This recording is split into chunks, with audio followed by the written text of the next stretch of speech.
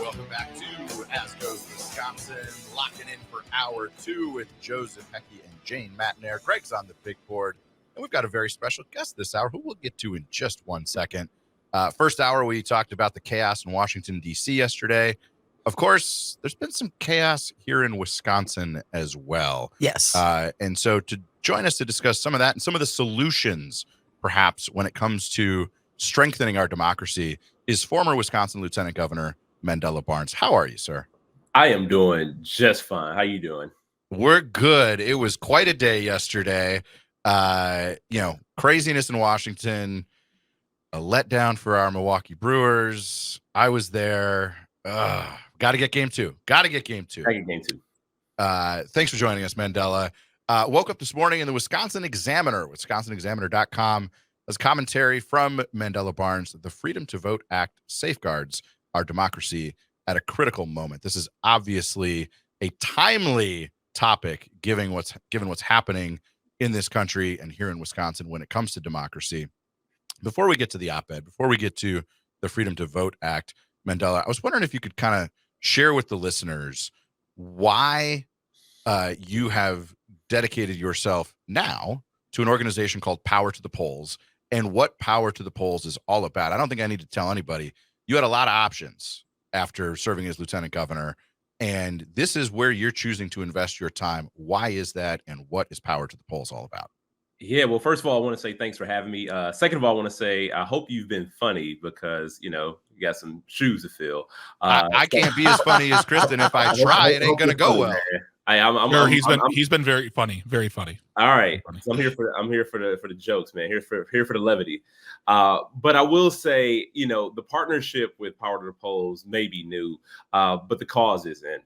I can tell you from my days organizing, even in the state legislature, even as a lieutenant governor, stand up, making sure that people have the right to vote, making sure that people can show up to the polls and have their ballot cast and not have this intrusion from Republicans. And this is an ongoing fight, not just in Wisconsin, but all across the country. But I can do the work here in Wisconsin, and I'm going to make sure that we do everything we possibly can. And Power to the Polls is the right vehicle to make that happen. This is a group that's a Black-led organizing project that was co-founded by labor, faith, and civil rights groups. And this is to inspire and engage and truly get people to understand what their power is. This is less about us saying, hey, you should vote for that person, you should vote for this person. It's about making sure that folks know exactly why they should be showing up to vote and helping people to make that informed decision. And, that work doesn't just start 90 days before Election Day. That work starts now. We are talking to voters right now, talking about the issues in real time as they happen. Over the course of the spring election, we invested $1 million and we had people on the ground. We had 175 organizers. We knocked on 88,000 doors. But we did this in Milwaukee, Racine, and Green Bay. But we also had a statewide mail program. We ran digital ads, and we even did radio. And this is the holistic approach we're taking. This is exactly why we're starting to talk to people right now. We saw an increase of more than 44,000 voters in Milwaukee compared to the 2019 Supreme Court race. And for the candidates that we mobilized behind won their election. And the one that we didn't win was the special election in the 8th Senate District, where we came within a hair of flipping a seat that had been Republican for quite some time. Thanks for that. That was former Lieutenant Governor Mandela Barnes joining us on As Goes Wisconsin this morning. Easy for me to say. And that's tremendous work and a tremendous impact at a time when it's so important. We see over and over again that some actors, some Republicans are trying to make it harder to vote, period. This problem, though, is particularly acute for Black and brown communities. And so to see an organization like Power to the Polls step up and ensure that people know how to participate and how important it is that they participate is really to be commended. So thank you for your leadership on that. I want to turn to some of this chaos we've been seeing in Wisconsin. You mentioned the spring election. We the people of Wisconsin, by an overwhelming majority, elected a new state Supreme Court Justice, Janet Protasewicz. And in the wake of that, we are seeing threats by some Republicans in Madison to impeach Justice Protasewicz before she has even ruled on a case. And it has been said that what they are trying to do is overturn the results of an election by taking someone out of a seat of power just to serve political ends. And I just want to see if you had any comments on that. You served in the legislature with many of the folks involved. How serious should we take this threat to democracy? Yeah, and on the front end, you said that too many Republicans want to attack the right to vote. I would, you said some. I'm sorry, you said some, but the reality is there's too many Republicans that want to take away the right to vote. And what's happening right now with the duly elected Supreme Court Justice Janet Protasewicz, this is just a naked power grab. But we saw even in Washington, D.C., they decided to mutiny their own for political ends to push an extreme agenda, as if Kevin McCarthy is not an extreme Speaker of the House or was, an extreme Speaker of the House. But this is how far they'll go to push their radical agenda to keep taking us backwards and backwards. It's an example of how low they'll go in this state and across the country. And even with Megan Wolf, election officials in our state are nonpartisan. What they do isn't guided by political or personal interests. This is to enact the will of the people, to enact the laws of the state of Wisconsin as they pertain to voting. In a time where we see threats to election officials, even election observers, poll workers, people are quitting at record rates because of the constant threats that have been lobbed to them by Republicans, the fact that they are ginning up their base to push these and peddle these conspiracy theories. This is incredibly important for us to have leaders in these positions, in a position to make sure that our elections are carried out freely, securely, and most importantly, safely, and especially the people who are administering our races. Now, the Freedom to Vote Act, this is something that extends protections to state and local election officials, that shields them from partisan influence and gives them the resources that they need to carry out their responsibilities. And this is why we see so much pushback on something so simple as a piece of legislation that will help grow our democracy. Yes to all. And in fact, you kind of took the words right out of my mouth there. But just so people understand this, so what the Freedom to Vote Act and the John Lewis Voting Rights Advancement Act do is provide a federal solution to prevent some of these shenanigans that we see at the state level. And so just for one example, the Freedom to Vote Act would ban partisan gerrymandering. That's what a lot of this Protasewicz conversation is about. And so to me, that's one that jumps off the page. Lieutenant Governor Barnes mentioned some of the other pieces of the Freedom to Vote Act. I wonder if there's another one in particular, Mr. Barnes, that you find particularly compelling and why you are so passionate about this issue. I was just, for those watching, I just laughed because he called me Mr. Barnes. You are never this way to me. So I don't know why you want to do this now. It feels too informal to refer to you as Mandela. I guess the comedy has arrived. But with that being said, with the Freedom Vote Act, there's also the recruitment and training programs for new election officials and poll workers, in addition to keeping them safe. And as I mentioned before, this is something we absolutely need. We need to recruit and train more poll workers, people who are literally carrying our democracy on their backs. And these are nonpartisan roles. Republicans are poll workers as well. Republicans are election officials as well. And so this seems, if you have a problem, if you have an issue, if you have a hunch that things aren't going well, sign up to be a poll worker. Be a part of the process. That's what I tell people all the time. Even when I talk to schools, especially when I'm in high schools and I talk to students who are getting ready to become voting age, and you'll always get a couple who are like, why is it important to vote? Nothing's going to change. I was like, well, of course, nothing's going to change if you don't show up. Or people who feel that, democracy and our elected officials and politicians are, just these abstract beings. It's like, well, no, you have an opportunity to be a part of it. And if you think things are that bad, that's all the more reason to show up to vote. It's all the more reason for you to be a part of the process. What's the response from young people when you encourage them to do things like, hey, don't just register to vote and vote, be a poll worker? I think back to in the wake of President Trump being elected in 2016, we saw an outpouring of women around the country running for office for the first time. I wonder if some of these attacks on the voting process and on our democracy are hopefully encouraging young people to step up. Are you getting that sense that these young people want to be part of that solution? Yeah, so I can honestly say with younger people, I haven't necessarily pushed, becoming a poll worker it's a little tougher for somebody who's in college or high school, to Those are take long days. long days. But in general, in terms of democracy itself, I say, look, if you're frustrated with an elected official, run for office yourself. And voting is one thing, but you also have the opportunity to step up to run for office. So I think these are parallel conversations, whether it's becoming a poll worker or seeking public office. These are ways to get involved and serve your community. Well, and I would think too, I mean, because one of the Republican contenders for the presidential nomination, Vivek Ramaswamy, wants to raise the voting age to 25. Yeah. I don't get it. We are talking with former Lieutenant Governor Mr. Mandela Barnes. He's going to stick with us after the break for one more segment, talking about the Freedom to Vote Act. Check out at wisconsinexaminer.com. Commentary from Mandela this morning. The column is "The Freedom to Vote Act Safeguards Our Democracy at a Critical Moment." I'm Joe Zepecki. She's Jane Matinaire. Greg Box on the big board. We are coming to you on the Civic Media Radio Network.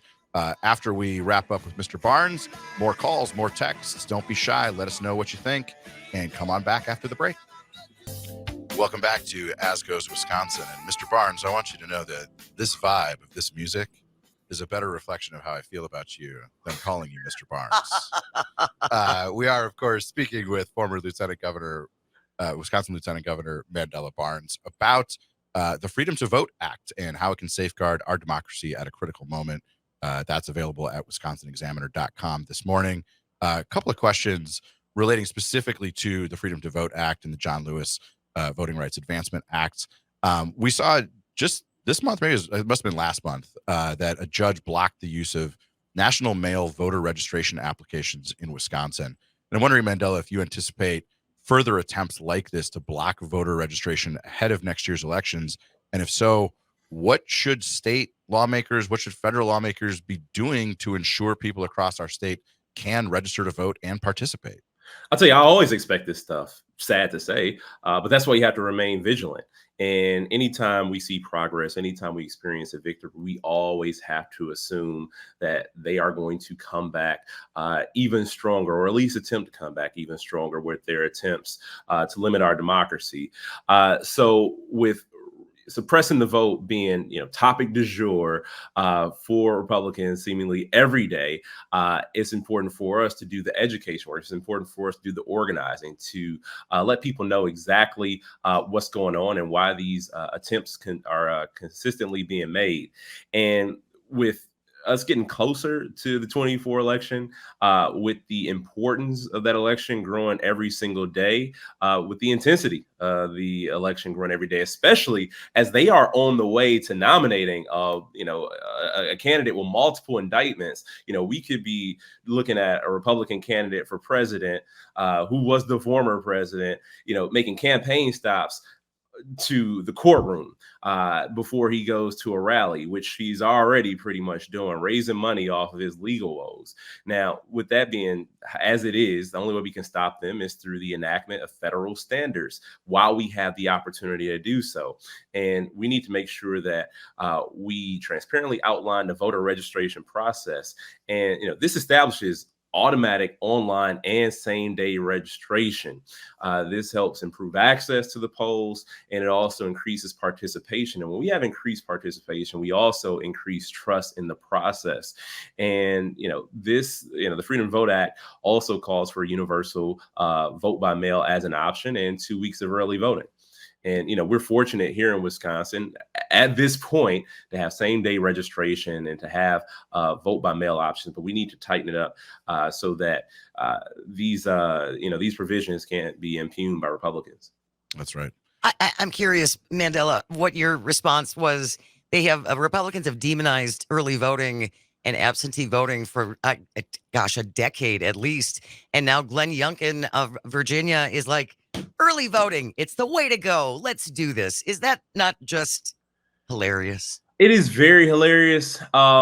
It's always hilarious when they are attacking the same things that their voters also use. This is not a Democrats voting by mail or Democrats get to vote early. This is the American people getting to exercise their right in a way that has evolved with the times and the changing circumstances of people's lives, and that has zero respect for any political affiliation. Doesn't matter who you are, who you plan to vote for. You still should be able to have increased participation in our democracy. Mandela, one of the things that I think we all understand is at play here is that as important as it is for Republicans to try to make it harder for people to vote, they're also trying to make it seem like it's even harder to vote than it is, right? Like they believe that there is a political benefit to them if people just go, you know what? I can't be bothered. Too much hassle. It's too much of I don't want to deal with all that. Yep. People are afraid they're going to wait in line for hours. And so I guess my question is, what do you say to combat that kind of like jaded approach and to people who are buying some of that and being like, man, I ain't got 4 hours to go vote? I would just say, well, it doesn't take 4 hours, but there's got to be a better message than that. What do you say when you encounter that kind of skepticism? I look at it as I look at many other things. Look, I try to wake up and run in the morning. Is it always fun? No. Is it always enjoyable? No. But I know the food I like to eat, and I know that food is going to give me a lot of trouble on the back end if I don't do something on the front end. And so I look at voting and participating in our democracy the same way. One, no, it's not going to take 4 hours to vote. It might be just a little bit of deviation from your normal routine. We're talking about, here in Wisconsin, 4 times in a year, spring and fall election, primary, general. You may get a special election in there somewhere. We're talking about 4 times out of the year in most instances.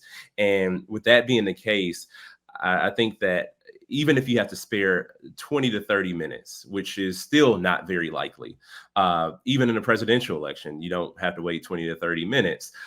It is worth it for our future and making sure that we have leaders in place who are going to fight to improve our quality of life. I think that is one of the easiest investments that we can make in the next generation. Last question before we let you go. Obviously a strong supporter of the Freedom to Vote Act and the John Lewis Voting Rights Advancement Act. Many of us wish that you were in the United States Senate and in Congress today to push for these. You're not, but people are listening. What is your message to leaders in Congress like Tammy Baldwin on this issue? Yeah, I may not be in office, but it doesn't mean I'm not going to continue to fight for the right thing. And for every member of Congress, whether it's Tammy Baldwin, who has a consistent history of fighting for the right thing, or other people who don't, this cannot be more important for the future of this country, making sure that people believe in democracy, respect democracy, and participate in it. Maybe if there's 16 or 17 more elections for speaker on the Republican side, they'll understand how important it is to have some federal standards and safeguards to make sure these elections, whether they're for speaker, whether they're for president, are safe, secure, free, and fair. Thank you so much, former Lieutenant Governor Mandela Barnes. We appreciate your time. We appreciate your leadership. And we will talk to the rest of you on the other side of the break. I'm Joe. She's Jane. This is As Goes Wisconsin. Thanks, Mandela. Hey, thank you. Welcome back to As Goes Wisconsin. We're not stone cold crazy. That's the Republicans in Congress. Welcome back to As Goes Wisconsin, coming to you across the Civic Media Radio Network. You got it. I got it. You got it. I'm Joe. She's Jane. 844-967-2789. Your calls, your texts this half hour, whether on the big question from the first hour, did Democrats do the right thing in expecting some accountability from Kevin McCarthy?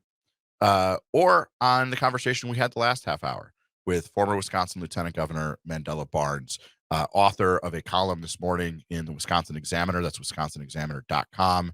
Mandela Barnes, the Freedom to Vote Act safeguards our democracy at a critical moment.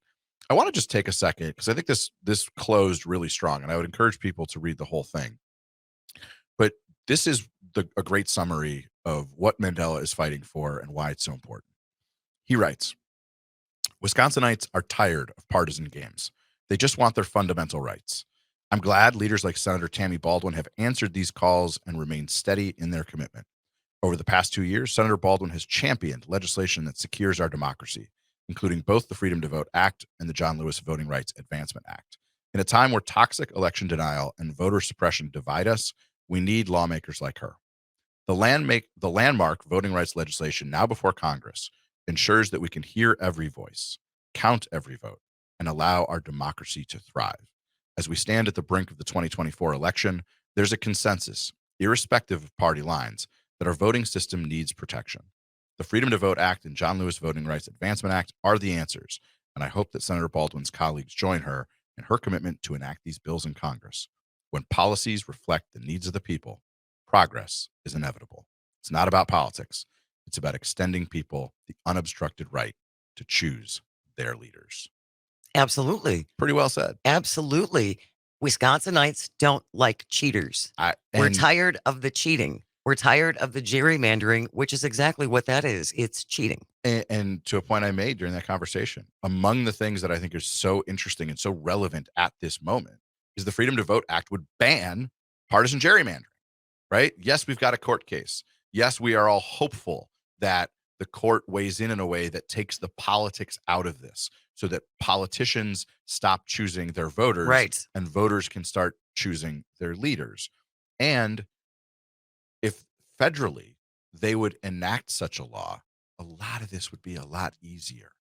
But then again, this is not in their self-preservation interests. It's not. I actually genuinely wonder about that. Ride with me on this journey. All right. One of the reasons that Donald Trump was able to win a narrow victory in 2016 is because he was able to activate people who had not been part of the political process for a very long time. True. Right? Yes. That even though, like in Wisconsin, we are usually first or second in the country in terms of voter participation, upwards of 80%, which is really, really great. That is great. 20% of people not voting, we don't know how those folks are going to shake out. We can probably intuit that they're pretty frustrated with politics in general. But sure. That doesn't mean that they are liberal or that they are conservative. And if we were able to instill more confidence in the electoral process and politicians were held more accountable because they were able to be held more accountable by things like fair lines, don't you think that that would actually bring some of those people into the process? When people came into the process for the first time in 2016, it redounded to the benefit of Republicans. And listen, I personally, Joe Zepecki, Democratic strategist, I don't want to see that. I want to see Democrats win elections. But I'm not so sure that all of this necessarily is to the political benefit of one side or the other. It's just the right thing to do. Absolutely. It's just the right thing to do. And that's, one of the things that the Trump era of our politics, and that truly is what it will be known as, right? That from 2015 to 2016, when Mr. Trump came down the elevator, to probably another 5 years, whether he wins or loses, this will be the Trump era of our politics. And we will look back on it and go, what good came of this? And I will just say, for me as an individual, it has really clarified my thinking on issues of grave consequence and what this country means and what the Constitution means and the rule of law. And I want a fair fight. And sometimes my side's going to lose. And that is the essence of representative democracy. And so I really, when it comes to things like this, to making sure that we have enough poll workers, to making sure that there are accurate counts, to doing common sense things that should have been done a long time ago, like letting big cities with central count locations start processing absentee ballots soon, the day before the election, yes, instead of at midnight, because that undermines confidence in the election system. That's a good thing. Yeah. And if we can get Republican lawmakers, it is Republicans in Madison who introduced a bill recently that would change the way that they process absentee ballots. That's a good thing.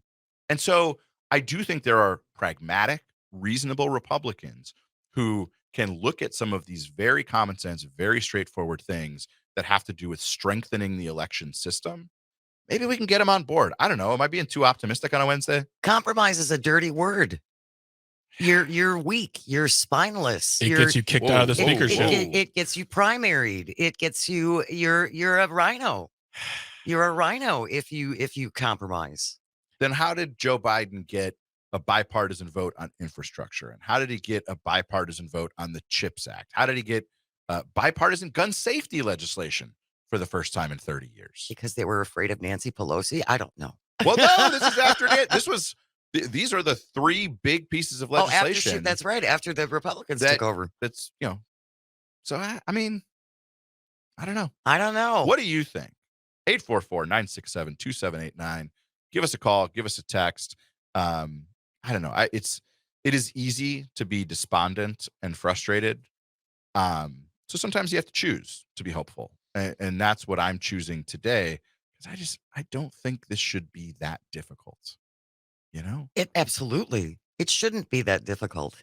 And yet it is. And because there is so much self-interest involved. There just is. And when we talk about gerrymandering, and we've talked about how the Democrats have seriously gerrymandered Illinois, at least on this show, we don't want that either. It's not right. It's Correct. not fair. It's wrong. Yeah. What's the term I'm looking for? The incentive structures are not conducive to good policy outcomes these days. Exactly. And so one of the other things that I would say I'm curious about, I don't know where I come down. Maybe Greg does. Maybe you do. Ranked choice voting. We've talked about that quite a bit. Any consensus? I don't know if Greg, if we've reached a consensus, but I do find it. I like the idea. The theory is, so in ranked choice voting, you could do away with the partisan primaries, right? Because one of the problems may be that when only Republicans and the most Republicans are choosing their nominees, you've basically got like 15-20% of the public selecting the choice. Right. Same thing on the Democratic side. We've got the most Democratic Democrats voting for their nominees. Right. And now we've got two candidates on polar opposites.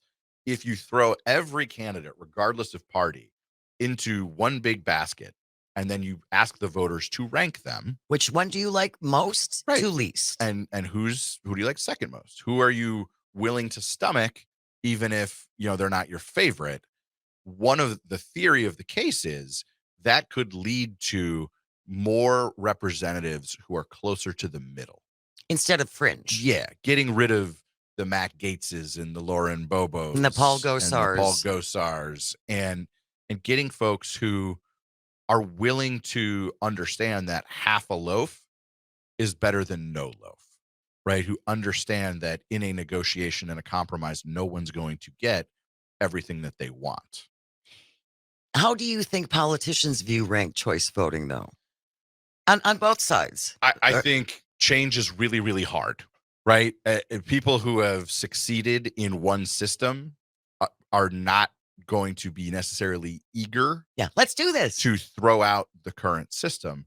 One of the things, my crazy idea has always been, like, if you wanted to pass laws changing campaign finance or the way elections are run, that maybe you would have more success if you put that before a legislative body and said it will take effect in 20 years or in 25 years, presumably after many of them have moved on, and then they're not actually legislating their future, they're legislating somebody else's. Crazy? I don't think it's crazy, but I think I don't mean to yuck your yum. You live to yuck yums.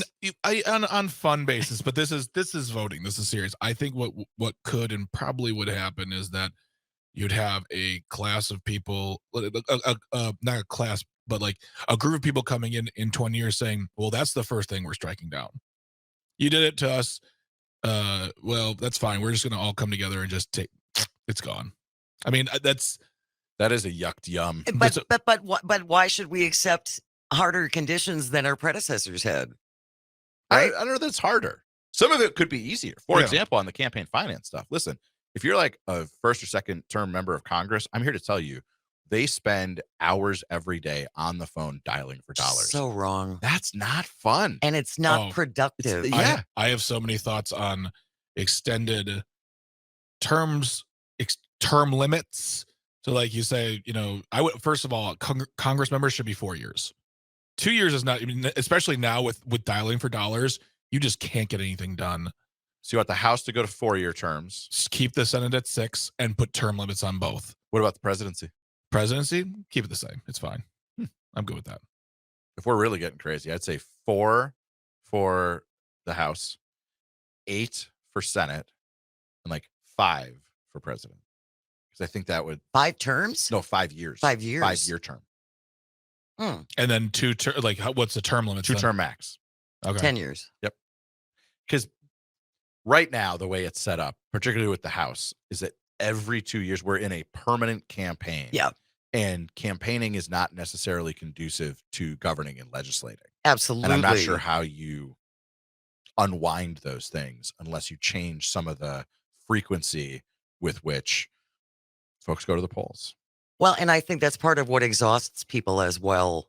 It's like, geez, we just did this, and now we have another election. Now we're gonna do this again, and be inundated with my opponent is a scum-sucking tick, and it's exhausting. And I think I don't mind the 4-year terms for the House. Listen, I take this stuff very, very seriously. I don't say any of this glibly. I get that that's really, really hard. And to anybody who says, well, this is the way we've always done it. No, it's not. It's not. We didn't have direct election of United States senators for a big chunk of this nation's history. We changed the way it was done. It used to be done by state legislatures. Now it is done by the people voting for the U.S. Senate. Which is never an excuse anyways to say that's always how we've done it. That's right. I hate that answer. Junk. And it's refreshing to know that, gosh, things can be changed. Yeah, the Republic lived to tell about it. Amazing. Isn't that something? I'm shocked. What do you think? 844-967-2789. We got about 15 minutes left in today's show. What do we got here from the text line? We may only cast votes 4 times a year, but each season lasts 3 years. That each... Oh, yeah, because sometimes the elections start before the next one, right? Yeah. So, but even before the midterms, we knew that Ron DeSantis was going to run for president, for example. That's going really well for him, I hear. So well. He is so fascinating and charming. I wish I could vote for him. The charisma is just oozing off of Mr. I call DeSantis. him Ron. No normal human smiles like this, DeSantis. Yeah, I'm stealing this material from someone else who I can't think of at the moment. Maybe it's just a stray tweet. People thought that Ron DeSantis was going to be Donald Trump without the baggage. Turns out he's Jeb Bush without the charisma. That's a deep cut. Please clap. You got to remember, please clap. And yes. Jeb Bush to get that one. We have one more segment to go on the other side of the break here on As Goes Wisconsin. I'm Joe. She's Jane. Greg's on the board. We appreciate you riding with us. We appreciate the leadership of former Lieutenant Governor Mandela Barnes, still in the fight, making sure people can have their voices heard. If you want your voice heard, give us a ring. 844-967-2789. We'll be back. Welcome back to As Goes Wisconsin on the Civic Media Radio Network. See, I got it that time. Well done. This is Joe Zepecki. I'm here with Jane Mattner and Greg Bach. We are coming to you live from the studios of 540 AM WAUK The Shaw.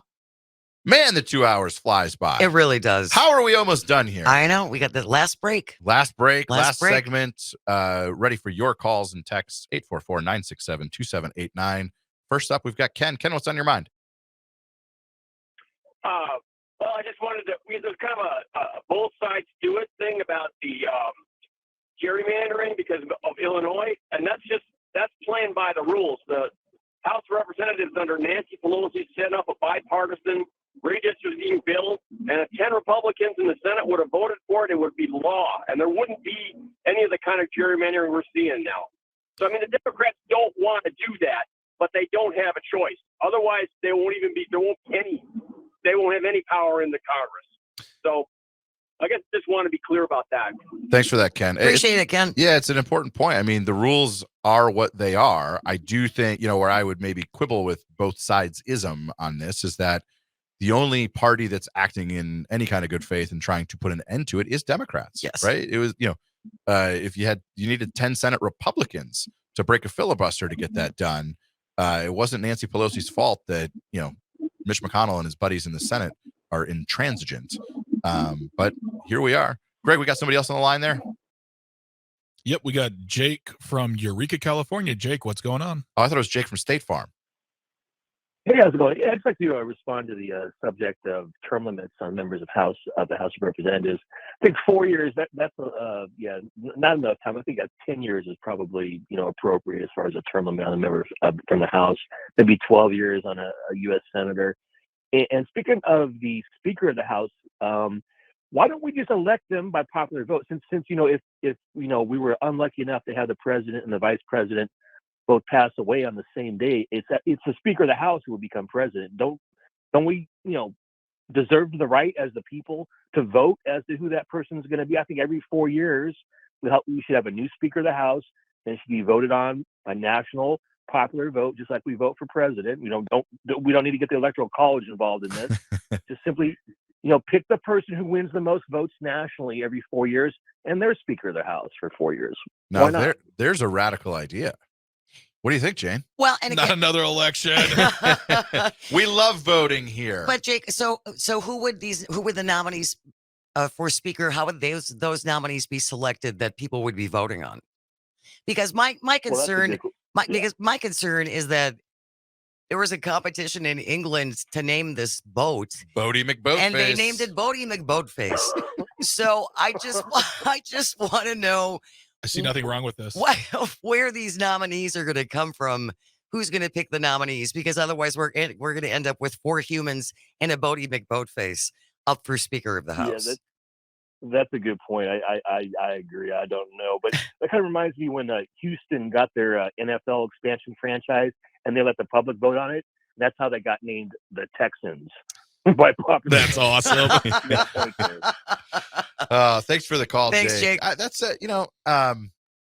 It is often said, particularly when there's controversy around the speakership, that you don't have to be a member of the U.S. House of Representatives to be Speaker of the House. You don't have to be an elected official at all. You don't have to be a lawyer or a judge to be a member of the Supreme Court. You don't. And so when you guys are talking about this, I have an idea. Who you got? The Speaker of the House only employs citizens. You have to apply. There's a rigorous process. It's 2 years. If you have a job, all right, your job will be waiting for you. It's almost like jury duty. Oh, it's compulsory. So we're just picking a name out of a hat? Picking a name out of a hat. You gotta, if you are of a certain age and you have a certain, and everyone you can apply. You can be like, I just want to do it. And then you won't, of course, get it. But then there'll be 500 to 1,000 people who will really want it. Go from there. And we pick the Speaker of the House and they serve 2 years. And then they get the full view of what happens in that cesspool. I've got some other suggestions for compulsory public service. I'm not sure I would go right to Speaker of the House. And well, you don't have the vision I do, Joe. No, I can't. From down here, I can't see. You're a tall guy. Ooh, self-burn. No, listen. Not a lot of people have to work with 434 other people every day. True. And get consensus among all of these people. It's like 434 people who are ostensibly at the same level, right? There's not upper management, middle management, and then the worker bees that make the world go round. It's a tough gig. And so I understand why you want somebody from the body who understands some of those dynamics. And listen, when it's Kevin McCarthy that we're focused on, we go, man, what a miserable job. And a lot of his colleagues, no, nobody can do this job. It's too hard.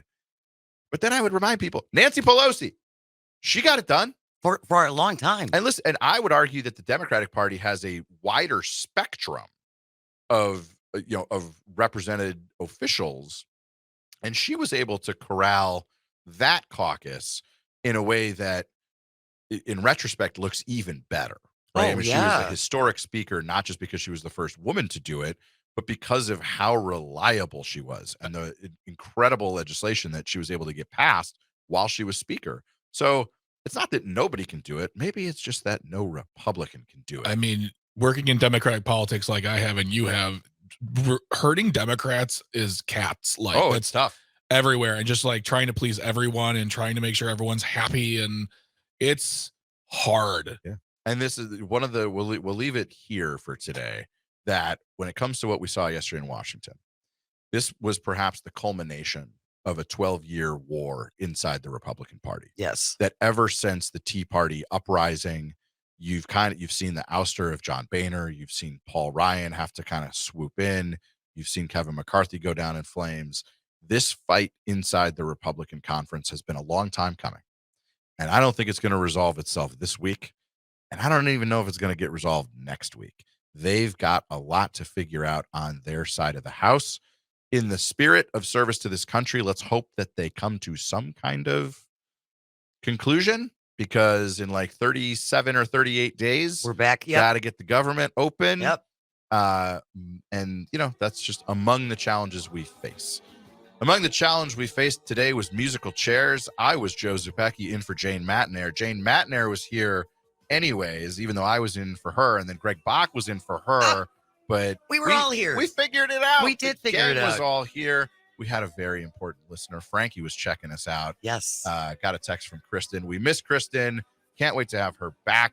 We may get a little taste next of Kristen week. next week. Next week. You got to come on back to As Goes Wisconsin. Check it out every day on the Civic Media Radio Network. Check out the podcast, YouTube, you name it. You can find it. If you can't find it, you're not looking hard enough. Exactly. This has been As Goes Wisconsin on a Wednesday. Thanks for coming along with us.